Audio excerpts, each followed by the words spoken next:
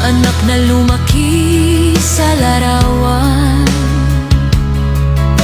asawang sanay ng mag-isang lumalaban. Sa video call, ngiti ang ipinapakita, pero sa gabi, lungkot ang kausap ko palagi. Hindi madali ang maging matatag kapag ang kalaban